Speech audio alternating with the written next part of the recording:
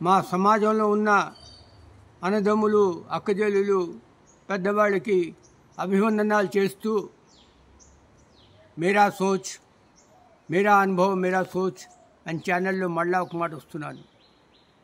ఈరోజు మనం కడుపు నిండా భోజనం చేస్తున్నాం అంటే ఈరోజు మన దేశానికి ప్రతి వాళ్ళకి కడుపు నిండా భోజనం దొరుకుతున్నది. ఏం దొరికినా దొరకకపోయినా బియ్యం గోధుమలు మాత్రం దొరుకుతున్నాయి.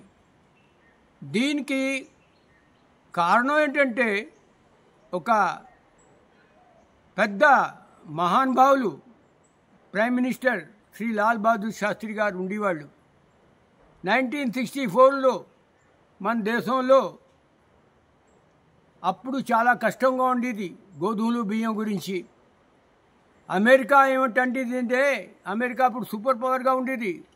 అమెరికా అనేది ఒక మాట ఇస్తాననేది, ఒక మాట ఇయ్యనది. ఇది PL 480 అని గోధుమలు అదేనా అప్పులో ఒక మాట ఇస్తానేది, ఒక మాట ఇయ్యననేది. ఇక్కడ చూస్తే మనుషులు మళ్ళీ మాడిపోతున్నారు. అప్పుడు లాల్ బహదూర్ శాస్త్రి గారు ఎంత స్పిరిట్తో ఉన్నారో ఆలోచించండి, ఎంత దివ్య దృష్టి ఉండేదో అతనికి. అతను అన్నారు, ఇప్పటికీ నాకు ఆ రేడియోలో, అప్పుడు రేడియో ఉండేది, రేడియోలో అతను చెప్తుంది వాయిస్ నా చెవుల్లో ఇప్పటికీ వినిపిస్తున్నాయి. అగర్ అమెరికా गेहूं नहीं देता है तो हम हिंदुस्तान में पैदा करेंगे, हिंदुस्तान में पैदा करेंगे, జై జవాన్ జై కిసాన్ అనే అతని స్లోగాన్ పెట్టారు. అప్పుడు అగ్రికల్చరల్ సైంటిస్టు డాక్టర్ స్వామినాథన్ వాళ్ళందరూ పైకి వచ్చారు. వాళ్ళని ఎంకరేజ్ చేశారు లాల్ బహదూర్ గారు. దాని తర్వాత మన దేశంలో హైబ్రిడ్ బియ్యం అని తయారవడం స్టార్ట్ అయ్యాయి. బంపర్ ప్రొడక్షన్ అయింది, గ్రీన్ రివల్యూషన్ అయింది. ఈరోజు మనం ఎక్స్పోర్ట్ చేస్తున్నాం ఇంకోటితో అడుక్కోకుండా.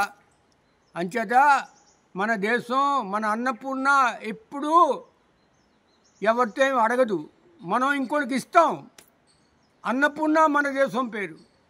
అంచేత లాల్ బహదూర్ శాస్త్రి గారిని, మన మాజీ ప్రైమ్ మినిస్టర్ లాల్ బహదూర్ శాస్త్రి గారిని మనం మర్చిపోకూడదు. అతను ఇచ్చిన బియ్యమే, అతను ఇచ్చి భోజనమే మనకి ఇవాళ దాకా నడుస్తున్నది, ఇంకా నడుస్తూ ఉంటుంది. మనకి ఇప్పుడు బంపర్ ప్రొడక్షన్ అవుతున్నది. ఇప్పుడు మనమే ఎక్స్పోర్ట్ చేస్తున్నాం. ఇది నా కోరిక ఏమిటంటే మనం చేసిన ఉపకారం, చేసిన మంచి మర్చిపోకుండా అతను స్మరణం చేస్తూ ఉండాలి. అండ్ ఇది మనం కంటిన్యూ చేస్తూ ఉండాలి. ఇదే టెంపో గ్రీన్ రివల్యూషన్ ఇదే టెంపో మనం కంటిన్యూ చేస్తూ ఉండాలి. ఇది నా రిక్వెస్ట్, నా మనవి, నా వేడుక మీ అందరితో నేను. జై జవాన్ జై కిసాన్.